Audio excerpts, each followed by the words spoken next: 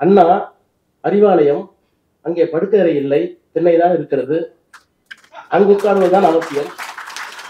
ஆனால் கமலாலயத்தினுடைய கழிவறைக்குள்ளே போய் அதை சுத்தப்படுத்துகிற வேலையை நாம் செய்துவிடக் கூடாது என்று அவர்களுக்கு நாம் சொல்கிறோம். அப்புறம் திராவிடர் தமிழர் பேரவை, இது என்ன கருவாட்டு சாம்பார் இப்படி சொல்லலாமான்னு கேட்டார் வாலாசா வல்லவன். நான் கேட்டேன், அதுவும் சரியாதான் சொல்லியிருக்கேன். இந்த மண்ணில் உணவு முறையில் கருவாடும் சாம்பாரும் சரிசமமாக இருக்க வேண்டும் என்பதுதான் நம்முடைய நோக்கம். அதை செய்து கொண்டிருக்கிறார் சுமதி சொன்னார். நம்முடைய எதிரிகள் நம்மை பேசுவதை விட எதிரிகளின் நிழலிலே இருந்து பேசுபவர்களுக்கு நாம் பதில் சொல்ல வேண்டிய ஒரு மோசமான நிலையில் இன்றைக்கு நாம் இருந்து கொண்டிருக்கிறோம். இதனுடைய ஆசிரியர் வணக்கத்திற்கும் பெருமைக்கும் உரிய சுபவீரபாண்டியன் உள்ளிட்ட மேடையிலே வீற்றிருக்கின்ற உரை வீச்சாளர்கள் அனைவருக்கும் வணக்கம். எங்களுக்கெல்லாம் பயிற்சிகளை நேரடியாகவும் வலைதளங்களிலும் வழங்கிக் கொண்டிருக்கின்ற சான்றோர் பெருமக்கள் எதிரே இருக்கிறார்கள், அவர்களுக்கு வணக்கம். வந்திருக்கின்ற உங்கள் எல்லோருக்கும் வணக்கம். ஊடகவியலாளர்களுக்கு வணக்கம். அனைவருக்கும் வணக்கம் சொல்லி என்னுடைய உரையை துவங்குகிறேன். உரையாற்றக்கூடிய நிலையில் நான் இன்று இல்லை. 102 டிகிரி காலையிலே காய்ச்சல் இருந்தது. வர முடியாத சூழ்நிலை வரக்கூடும் என்று சொல்லி அனுப்பினேன். பிறகு மாலைக்கு பிறகு வந்தாலும் இதனை மட்டும் வெளியிட்டு விட்டு வந்து விடுகிறேன் என்று சொன்னேன். ஆனால் இங்கு வந்ததற்கு பிறகு ஒரு பெரிய உற்சாகம், நம்பிக்கை. 8:30 மணிக்கு பிறகும் இந்த அவை கலையாமல் இன்னமும் இருந்து கொண்டிருக்கிறது என்றால் திராவிடம் நிலைக்கும் என்கின்ற அந்த நம்பிக்கையும், திராவிடம் இந்திய தேசத்தை ஆளப்போகிறது என்கின்ற கனவும் என்னை குடிகொண்டிருக்கிறது. மருத்துவர் சொன்னார், இந்த காய்ச்சல் பரவாது, அதனால் நீங்க போகலாம் என்று சொன்னார். எனக்கு காய்ச்சல் பரவாது என்பது அவர் கொடுத்த பாதுகாப்பு. ஆனால் திராவிட முழக்கம் போய் பரவ வேண்டும் என்பதற்காக நாம் எல்லோரும் இருக்கிறோம். நான் அதிகபட்சமாக தனிமனித தாக்குதலுக்கு போவதில்லை, அவசியம் ஏற்பட்டால் தவிர. ஆனால் என் மீது தனிமனித தாக்குதல் வந்தால்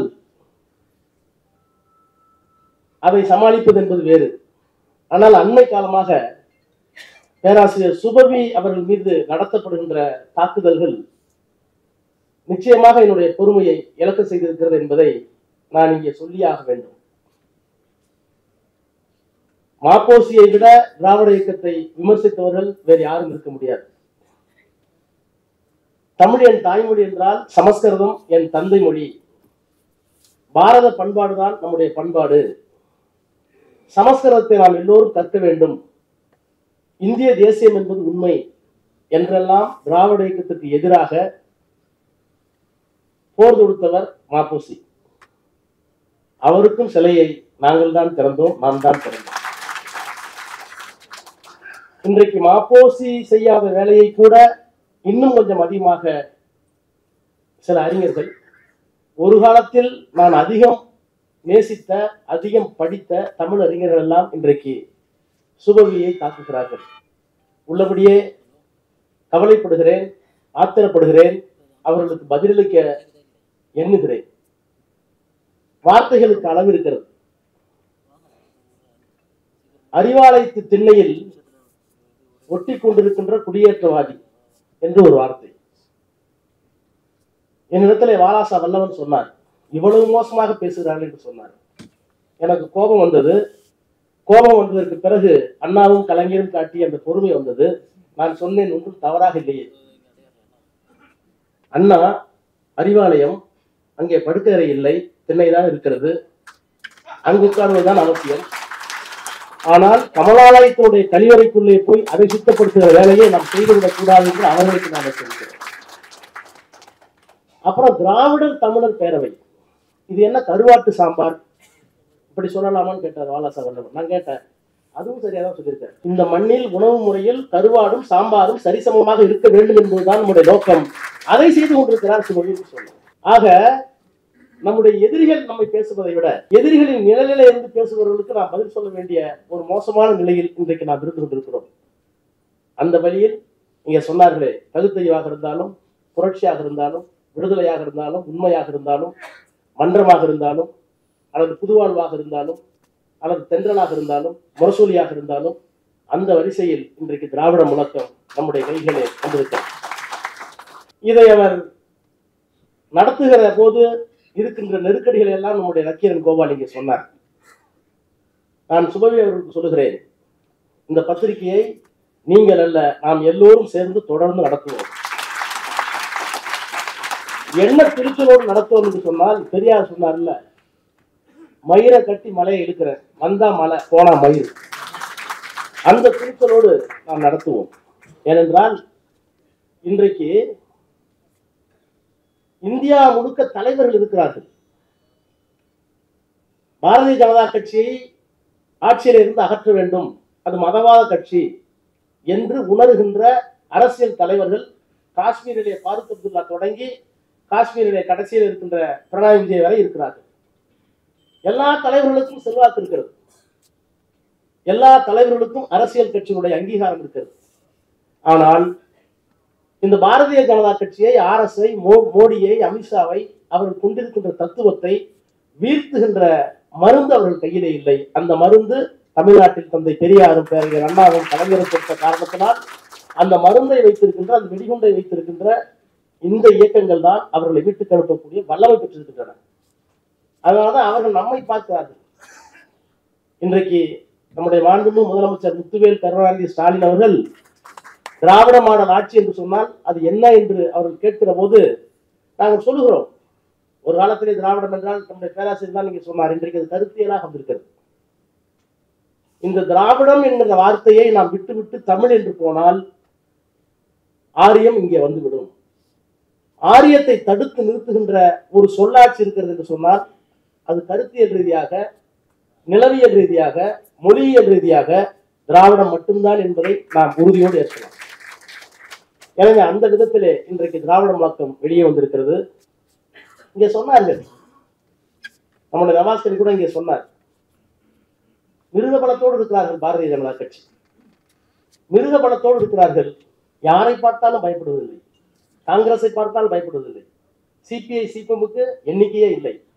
ஆனால் அவர்கள் பார்த்து பயப்படுவது தமிழ்நாட்டு எம்பிக்களை மட்டும்தான் பார்த்து எங்களுடைய கருத்துக்கள் அவைப்பிரிப்பிலே ஏறிவிடக்கூடாது என்பதில் கவனமாக இருக்கிறார்கள். அரசியல் சட்டத்தினுடைய 370வது பிரிவு, அந்த பிரிவு நேரு அவர்களால் அன்றைக்கு அரசியல் சட்டத்திலே கொண்டு வரப்பட்டது என்று அவர் மீது ஒரு குற்றச்சாட்டு. எதற்காக கொண்டு வரப்பட்டது என்பது அவர்களுக்கு தெரியும். ஆனால் 370 வேண்டுமென்றே நேரு வைத்திருந்த காரணத்தினால்தான் இன்றைக்கு காஷ்மீரில் இவ்வளவு பிரச்சனை என்று ஒரு கதையை, ஒரு பிம்பத்தை கட்டமைக்கிறார்கள். நான் ஆதாரத்தோடு சொன்னேன். அவர் மே மாதம் 1964 மறைவதற்கு 6 மாதத்திற்கு முன்பாக மேற்கு வங்காளத்தினுடைய முதலமைச்சர் BC ராய்க்கும், அதே போல இந்தியாவுடைய 2வது ஆண்டிற்கு பின்னாலே போற்றப்பட்ட ஜெயபிரகாஷ் நாராயண் அவர்களுக்கும் அவர்கள் எழுதிய கடிதங்களுக்கு நேரு எழுதுகிறார், இன்றைக்கு வாக்கெடுப்பு வைத்தாலும் காஷ்மீர் மக்கள் நம்மோடு இருக்க அவர்கள் தயாராக இல்லை. அவர்கள் உடல் இங்கே இருக்கிறது, சட்ட ரீதியாக உள்ளம் பாகிஸ்தானோடு இருக்கிறது. இந்த சூழலில் அரசியல் சட்டத்தினுடைய 370வது பிரிவை எடுத்துவிட்டால் இந்தியாவிற்கு மிகப்பெரிய ஆபத்து இருக்கிறது என்று எழுதுகிறார். இன்னும் சொல்ல போனால் ஐநா மன்றத்திலே பிளபிசைட், பொது வாக்கெடுப்பு நடத்துவோம் என்ற உறுதிமொழியை வழங்கினோம். நேரு மீது உள்ளபடியே குற்றஞ்சாட்டுவதாக இருந்தால், மாநில சுயாட்சியை, மாநில சுய நிர்ணய உரிமையை குற்றஞ்சாட்டுவதாக இருந்தால் நேரு மீது ஒரே ஒரு குற்றச்சாட்டு வைக்கலாம். என்ன குற்றச்சாட்டு? சொன்ன வாக்குறுதியை தவறினார் என்று குற்றச்சாட்டு வைக்கலாம். உள்ளபடியே சொல்வதாக இருந்தால் என்ன சொன்னார்? காஷ்மீரை இணைக்கிற போது 370 கொண்டு வருகிற போது ஒன்றை சொன்னார், நாங்கள் பொது வாக்கெடுப்பு நடத்துவோம், பிளபிசைட், அந்த மக்கள் காஷ்மீரோடு இணைந்தால் எங்களுக்கு வருத்தம் இருக்காது என்று சொன்னவர் நேரு, நாடாளுமன்றத்தில் சொன்னவர் நேரு. ஆனால் சொன்னதற்கு மாறாக இந்தியாவுடைய ஒருமைப்பாட்டுக்கு கருதி உங்களுடைய நலம், என்னுடைய நலம், அவருடைய நலம், எல்லா சுயநலமும் பொதுநலமும் கலந்து ஐநா மன்றத்திலே போய் சொன்னார், நாங்கள் 3 தேர்தலை நடத்திவிட்டோம். 63 ஆண்டு நாங்கள் 3 பொது தேர்தலை நடத்திவிட்டோம். அந்த 3 பொது தேர்தலும் அமௌண்ட் பிளபிசைட், அதை பிளபிசைடாக வைத்துக் கொள்ளலாம், பொது கருத்து கெடுப்பாக வைத்துக் கொள்ளலாம், அந்த தேர்தலே போதும், அவர்கள் எங்களோடு இருக்கிறார்கள் என்று அங்கே சொன்னார். அதிலே உண்மை இருந்ததா என்பது விவாதத்துக்குரியது. ஆனால் அது உண்மையோ பொய்யோ, அதற்கு பின்னால் அவருக்கு இருந்த தேசபக்தி, அவருக்கு பின்னால் இருந்த நாட்டுப்பற்று இன்றைக்கு அவரை நேருவியல் பிளண்டர் என்று அமித்ஷா சொல்லுகிறார். நான் இன்னும் சத்தம் போட்டேன், மிஸ்டேக் கூட சொல்ல தப்பு, எல்லாரும் மிஸ்டேக் பண்றதுதான். ஆனா நேருவியல் பிளண்டர், பிளண்டர்ங்கிற வார்த்தைக்கு அர்த்தம் தெரியுமான்னு கேட்டேன், என்ன உட்கார வச்சுட்டாங்க. 1963 வரை அவர் எழுதிய எல்லா கடிதங்களிலேயும் 370 தற்காலிகமானதுதான். ஆனால் அந்த மக்கள் நம்மோடு வருகின்ற மனநிலை இல்லை, அவர்களுக்கு பாசம் இன்னும் பாகிஸ்தான் தான் இருக்கிறது என்பதை தொடர்ந்து தொடர்ந்து தொடர்ந்து தொடர்ந்து நாடாளுமன்றத்திலே வெளியே சொன்னவர் நேரு. அந்த நேருவை இன்றைக்கு தேசத்திற்கு எதிரானவராக, இந்த தேசத்தை ஏதோ விட்டு கொடுத்தவராக, அணுக தெரியாதவராக, அரசியல் ஞானம் இல்லாதவராக அவர்கள் சித்தரிக்கிறார்கள் என்றால் எப்படி பெரியாரை ஏற்றுக்கொள்வார்கள்? எப்படி அம்பேத்கரை ஏற்றுக்கொள்வார்கள்? நாங்க சொன்ன தனின்னு இப்ப அம்பேத்கர் உள்ள வாங்கி சிரிச்சு முடிச்சிட்டீங்க. அநேகமா அம்பேத்கர் இந்துத்துவ அம்பேத்கர் ஆயிட்டார். நான் அடிக்கடி சொல்லுவேன், பொட்டலம் கட்ட முடியாத ஒரே நெருப்பு பெரியார், மற்ற எல்லாத்துக்கும் பொட்டலம் கட்டிட்டான். இந்துத்துவ அம்பேத்கர் என்ன சொல்றாங்க? அம்பேத்கர் இஸ்லாத்துக்கு போகவில்லை, அம்பேத்கர் கிறிஸ்தவத்துக்கு போகவில்லை, அம்பேத்கர் பௌத்தத்துக்கு போனார், புத்தர் 10 அவதாரங்களில் ஒருவர். எந்த மதத்தை எடுத்து வாழ்ந்தாரோ, எந்த மதத்தை எதிர்த்து வெளியே வந்தது மட்டுமல்ல, அதற்காக ஒரு பெரிய கட்டமைப்பை இங்கே உருவாக்கினாரோ, பெண்களுக்கு சம உரிமை கொடுத்தாரோ, ஆன்மா ஒன்று இல்லை என்று சொன்னாரோ, கடவுளை பற்றி கவலைப்படாது என்று சொன்னாரோ, சமத்துவம் மட்டும்தான் வேண்டும் என்று சொன்னாரோ, அந்த புத்தரை அவர்கள் சுவித்துக் கொண்டார்கள். 1949 சகோதரி அருள்மொழி அவர்களுக்கு தெரியும், கான்ஸ்டிடியூஷன் அசம்பிளி டிபேட்ல ஒரு 47-48 ஷாம் பிரகாஷ் முகர்ஜி சொல்றார், ஹிந்து கோட் பில் என்று கொண்டு வருகிற போது அந்த இந்து மகாசபையினுடைய தலைவராக இருந்த ஷாம் பிரகாஷ் முகர்ஜி சொல்கிறார், இந்து மதம் பரந்த மதம், சகிப்புத்தன்மை உள்ள மதம், எதையும் ஏற்றுக்கொள்ளக்கூடிய மதம், தவறுகளை இருந்தால் மாற்றிக்கொள்ளக்கூடிய மதம். அம்பேத்கர் அவர்களே, எதற்காக இந்துக்களுக்கு நீங்கள் சட்டம் கொண்டு வருகிறீர்கள்? ஏற்கனவே இருக்கிற சட்டத்தை தவறு இருந்தால் விட்டு விடலாம். அதுக்கு அம்பேத்கர் பதில் சொல்லுகிறார், ஓ மதம் மாதிரி சகிப்புத்தன்மை ஒரு நல்ல மதம் எதுவுமே இல்லை, எனக்கு நல்லா தெரியும். அதனாலதான் புத்தர் சொன்னார், அஹிம்சைனாரு, சமத்துவம்னாரு. Ahimsa and equality both are the basic elements of Buddhism. நீ புத்தரை உள்வாங்கியது உண்மைதான், செறித்துக் கொண்டது உண்மைதான். ஆனால் புத்தரின் அஹிம்சையை ஏற்றுக்கொண்டாய், ஈக்குவாலிட்டியை நீ ஒருபோதும் ஒப்புக்கொண்டதில்லை. இதுதான் உங்களுடைய புத்தி என்று அம்பேத்கர் அவர்கள் சொன்னார். அம்பேத்கர் சுட்டிக்காட்டிய அந்த புத்தி இன்னமும் அவர்களுக்கு இருக்கிறது. எல்லாவற்றையும் செலுத்திக் கொள்வார்கள். ஆனால் ஈக்குவாலிட்டி என்று வருகிற போது, சமத்துவம் என்று வருகிற போது, அதை ஒரு காலம் அவர்களால் ஒப்புக்கொள்ள முடியாது. அப்படி ஒப்புக்கொண்டு விட்டால் அவர் சொல்லுகின்ற இந்து மதம் இருக்காது. இந்து மதம் இல்லை என்றால் இவர்கள் இருக்க போவதில்லை. இந்த உண்மையை தெரிவித்த இயக்கம் இந்தியாவிற்கு இயக்கம் பெரியார் தான், தனி மனிதர் அம்பேத்கர். அம்பேத்கர் எங்கே வெற்றி பெற முடியாமல் போய்விட்டது என்றால், அம்பேத்கருடைய சிந்தனைக்கு பின்னால் பெரியார் கட்டமைத்த ஒரு நிறுவனம் இல்லை. அந்த நிறுவனம் ஒருவேளை அம்பேத்கருக்கு இருந்திருக்குமானால், அப்படிப்பட்ட நிறுவனம் அம்பேத்கருக்கு இருந்திருக்குமானால், இந்தியாவுடைய நிலை, இந்தியாவுடைய தலை என்று சொல்வார்களே ஆத்மீக நம்பிக்கையாளர்கள், அந்த விதி வேற மாதிரி இருந்திருக்கும். இன்றைக்கு அந்த அம்பேத்கருடைய சிந்தனை வெளியே வந்துவிடக் கூடாது என்பதற்காக தான் அவர்கள் அம்பேத்கரை சேர்த்துக் கொண்டு அவர்கள் இந்துவையும் சேர்த்துக் கொள்கிறார்கள். அவர்களால் வெளியே வர முடியாத தத்துவம் எங்கே இருக்கிறது என்றால் திராவிட தத்துவம். அந்த தத்துவத்திற்கு இன்றைக்கு இந்த முழக்கம் தேவைப்பட்டிருக்கிறது. என்னுடைய உடல்நிலை சிறையிலே அதற்கு மேலே என்னால் பேசுவதற்கு இயலவில்லை. ஒன்றை சொல்லுகிறேன், இந்த திராவிட முழக்கம் ஒவ்வொரு தமிழர் இல்லங்களிலேயும் முழங்க வேண்டும். ஒரு காலத்தில் நாங்கள் முரசொலியை படிக்க வேண்டும் என்று சொன்னால், நான் 8வது படிக்கிற போது முரசொலியை படிக்க வேண்டும் என்றால் கியூ அடிப்போம். ஒருத்தர் படிச்சுட்டு அப்புறம் ஆரம்பிச்சு வேகமா படிச்சு மற்றவங்களும் கேட்டுட்டு இருக்கோம். கலைஞருடைய பேச்சு, அண்ணாவுடைய பேச்சு, அல்லது கட்டுரைகள் எல்லாம், வில்வம் கட்டுரைகள் எல்லாம் அந்த வார்த்தைகளை பற்றி இன்னும் வில்வம் எழுதி அந்த வார்த்தையை படிக்கணும்னா கந்தகத்தில் தூச்ச மாதிரி இருக்கும். அப்படிப்பட்ட ஒரு வாசிப்பு வழக்கத்தை அருள் கூர்ந்து நம்முடைய இளைஞர்கள் பெரியாரை வாசித்து, அண்ணாவை வாசித்து, கலைஞரை வாசித்து, அவர்களை வாசிப்பின் மூலமாக ஒரு பெரிய சமத்துவ சமுதாயத்தை படைக்க வேண்டும். அந்த சமுதாயத்தை படைக்கக்கூடிய ஆற்றல் உள்ள ஒரு முதலமைச்சரை முத்துவேல் கருணாநிதி ஸ்டாலின் என்ற அந்த மகத்தான மனித உரிமையை நாம் பெற்றிருக்கிறோம். இந்தியாவை மாற்றுவோம், இந்தியாவை திராவிடமாக மாற்றுவோம். அதற்கு இந்த முழக்கம் பயன்படுத்தும். நன்றி, வணக்கம். அரண்சை நண்பர்களுக்கு வணக்கம்.